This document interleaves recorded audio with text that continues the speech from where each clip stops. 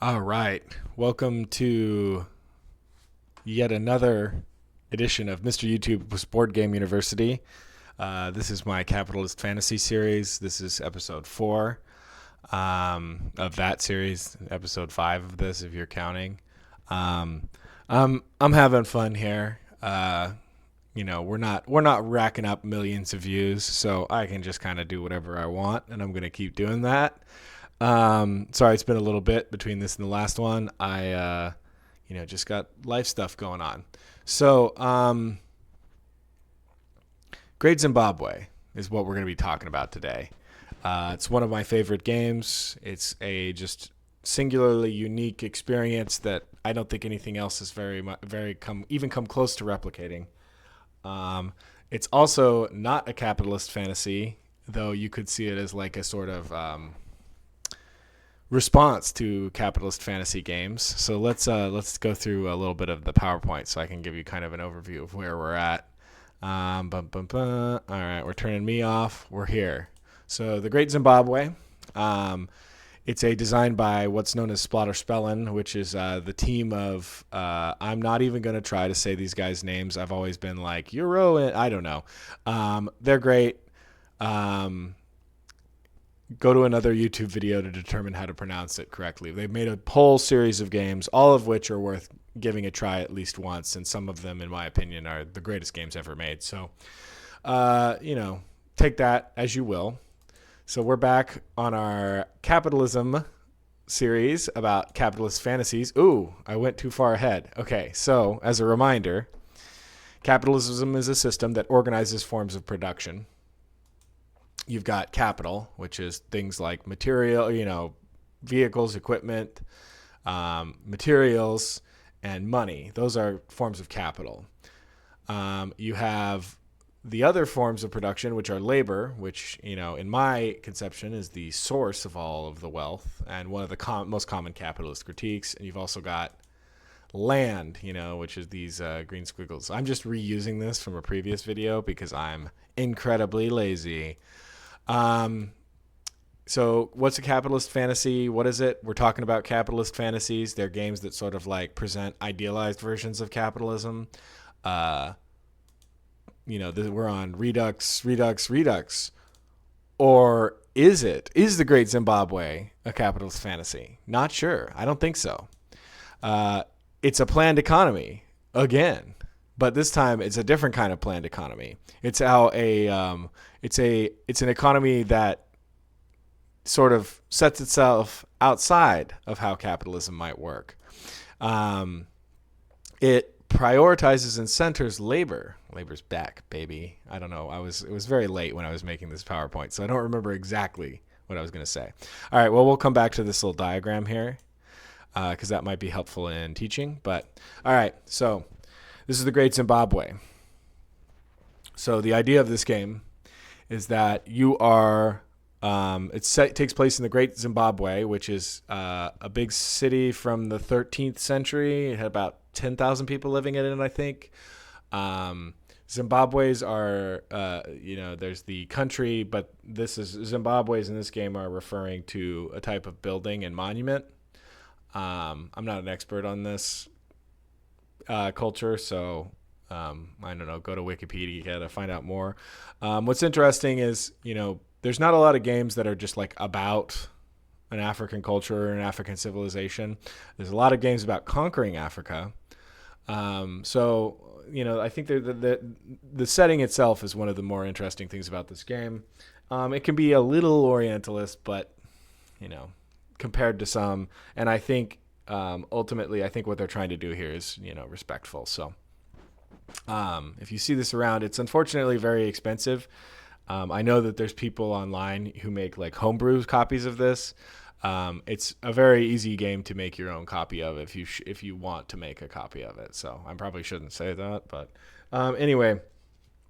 So the object of the Great Zimbabwe is to exceed your victory requirement. So everybody's victory requirement starts out at 20 on that red spot. If during the game you exceed your victory requirement, at the end of the round, if you're the only one who's done that, you've won. And if multiple people do it, the person who exceeds their amount by the most wins. So I've got this set up for like some teaching examples here. So, but everybody would start at 20. The catch is everything you do in the game, or most things you do in the game, are going to increase your victory requirement. So as you build your economy, it's going to become harder for you to win. All right. So let's talk about like the order of play. So what you do, and I realize that there's some, and this is not how the board would look. This is an incorrect setup for the amount of players I have here. But this is just for teaching purposes. So don't jump down my throat in the comments or whatever. Okay. So the first thing that we do is we do what's called the generosity of kings, which is where we bid on turn order. This is one of the characteristic things of all Splatter games is turn order is the most important thing. It's like the thing you should be thinking about.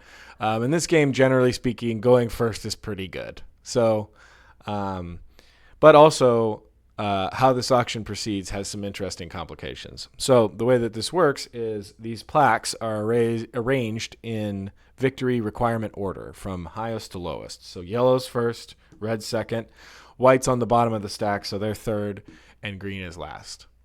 And you'll see why in a second. So we're bidding to determine the turn order. The way this works is it's kind of like a Mancala. The currency in this game is cows. You got 1 and you got 3. These kind of represent your economic potential more than they are a currency, but you can think of them as a currency. So yellow makes a bid. And the bid can be a pass. If they pass, they'll go last in turn order. However, they can bid as much money they have. So let's say they had $4. They bid 2. So you put 1 on each plaque. Red comes up. They have to exceed that bid. So they're going to go 3. They'll go 1, 2, 3. Now, yellow or white can decide if they had 4, they could keep going. So, let's say white does 1, 2, 3, 4. So now green, unfortunately, doesn't have any money, so they have to pass. All right. Then we get back to yellow. Yellow feels good about being third. Also, they're out of money, so they pass as well. Red, and this is very commonly what happens. Red may have a bunch of money, but they're like, I don't know. Going second's pretty good. So they'll go second, and then we'll go first. Now, then everyone will take the money that's on their plaque and add it to their current supply of money. So what you have here is kind of like this gift or redistribution economy, where at the beginning of the game or at each round, players are kind of, in order to secure good spots in turn order, they end up having to pay the other players to do so.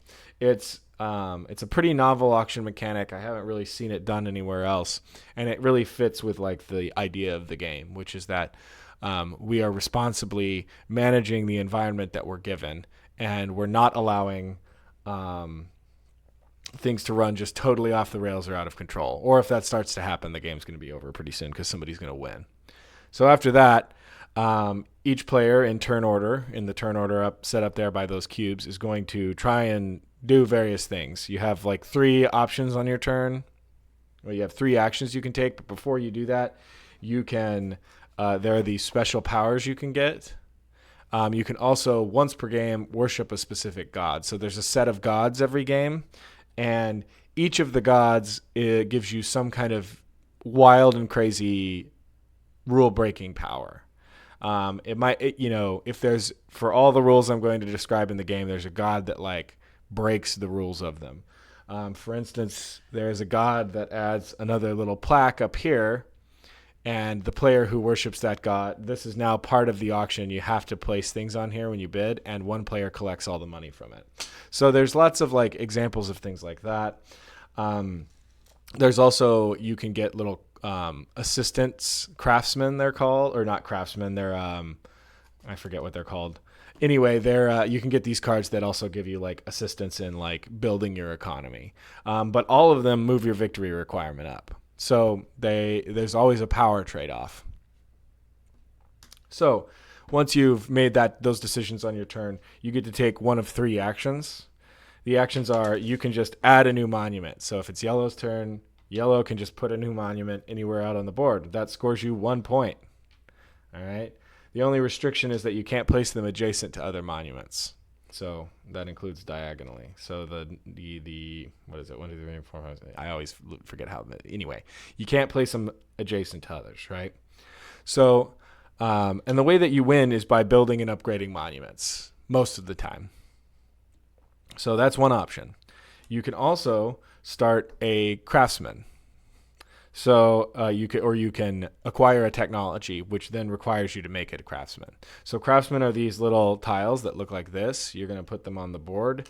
They have cards associated with them. So this is the ivory carver craftsman that Red has built. You take the technology itself, and that lets you build these tiles. Each tile gives you a point. Taking the technology only moves your victory requirement up once. So if people don't compete with you, you can potentially build like 3 of these and get 3 points, and then also have a complete monopoly over ivory carving in the game. So when you start a craftsman, there's a few rules.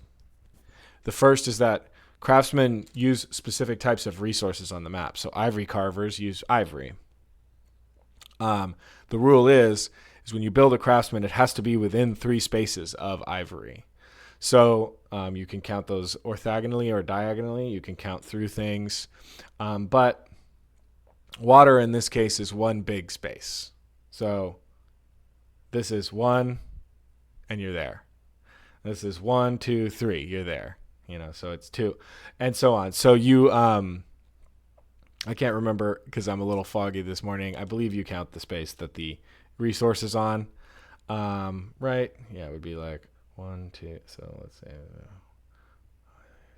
1, 2. Yeah, I think you count the space. Anyway, not super important. Or actually super important, but I'm pretty sure you count the space. I forgot to double check that before I started. Anyway, so the rules are the craftsman has to have a resource within 3 spaces for them to work with, and on top of that,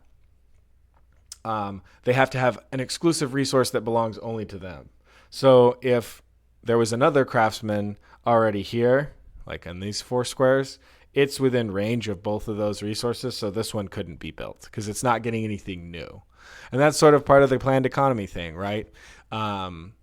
People only are able to add to the economy if they're not taking entirely from someone else. So maybe that's not completely communism, but there's something, there's a weird form of regulation going on there. So in addition, the second bit of the planning here is whenever you start a craftsman, you set the price for all of your craftsmen of that type. So the prices can go from 1 to 3. You can't ever decrease your prices unless you get the god that lets you decrease your prices. You can never decrease your prices, and you can never go higher than 3 or less than 1. So we'll talk about this in a second. That creates a particular set of considerations and problems. So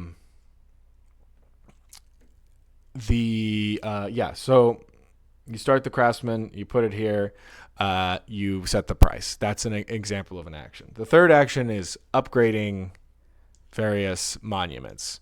So let's say yellow wants to upgrade their one monument. You get to upgrade all your monuments that you can afford to do so. So to upgrade a monument, it needs a number of resources equal to its existing size. So this requires 1 unique resource to upgrade this yellow one right here.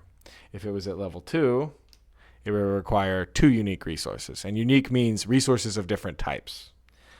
So let's say it's yellow's turn. They want to upgrade their monument.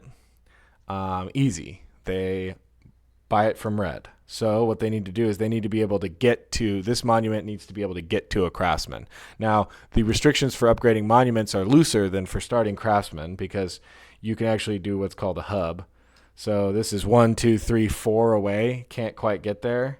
But let's say green had started here. Yellow can go 1, 2, 3, and then they get another 3. So then they can go here, and then they've got it. But they have to pay a cow to the bank each time they do that. So that's how so you have to go. So the idea is the craftsman has to go get the good and put it in the monument, or the person building the monument has to go do that. So, and the cost is paid to the owner of the craftsman. So this would be, so in this example, if yellow wanted to upgrade this, they would have to put 1 here. They would pay 2 because the cost of this is 2 here. This is how you mark price. There's also these little price tokens you can use. I prefer to do it this way because it just keeps you looking at one part of the board and not having to like cycle back and forth. But I don't think it's necessarily better than putting the little prices on here. Anyway, you do this. Red's going to get this money, and you always get your money at the end of the round. So you don't get money until everything has happened. So you're not getting an enormous advantage by being paid during the round. And then yellow, having bought that unique good, would upgrade their stack to level 2, and you can see each level 2 monument is 3 points, but if you're going from level 1 to level 2, it's just another 2. So it'd be like that. All right, and that's essentially the game. Where it gets really complicated is that you need those unique goods, and every time a resource is used by a craftsman, it gets used up. So being first is huge, right? You don't, especially if you upgrade a lot of monuments, you might end up using up all the resources on the board, and nobody else gets to do anything. So there is this there's this weird controlling of this economy where it's planned and disciplined and controlled, but people can also run crazy. But the idea is there's never, at the end of every round, all the resources come back. The idea is we don't ever overconsume. Everybody who's here consumes as much as is available and then stops. Additionally, there's other crazy things that you can do, right? Somebody else could start a craftsman, an ivory craftsman, and undercut red. This is kind of illustrating like the concept within a lot of capitalist critique of the rate of profit to decline. So the longer you play this game, the less money everybody's going to be making, because it's going to be harder for everybody to make money. There's going to be supply problems. There's going to be demand problems. Profit is going to decline. This is a thing about capitalism that people like to pretend doesn't exist, that it's just this infinite innovative resource, but no, it has a rate of decline. It generates decline. Anyway, so an example of how that might happen is there's what are called these secondary craftsmen. So this is a secondary craftsman who they make like ritual, I think they make thrones. So in addition, they need to be able to get to this craftsman who's going to use up a good. And they also need to be able to use a good themselves. So these guys end up using 2 things, and they are also now a requirement if you want ivory. So like the minute somebody starts making thrones, let's say, like yellow decided they're getting in on, they're tired of being undercut, so they get in on the thrones market. Now, if anybody wants what is essentially the green good, they have to both buy this and they have to buy this. So this needs to be able to trace a path to here, and it also needs to be able to trace a path to the resource that it uses. And that ends up generating, again, this rule's explanation is a little dodgy, but ultimately, it's pretty cool. So, but you see, even just by doing something like that, that's an extremely ferocious attack on red, and it directly cuts into red's ability to make money, because now, unless somebody has $3 to buy all the goods, nobody's buying any of this shit. So, and that's where like the gods and the special powers come in. And the interesting thing is this gift economy, if you didn't kind of get it already, it adds money. It's hard for money to leave this economy.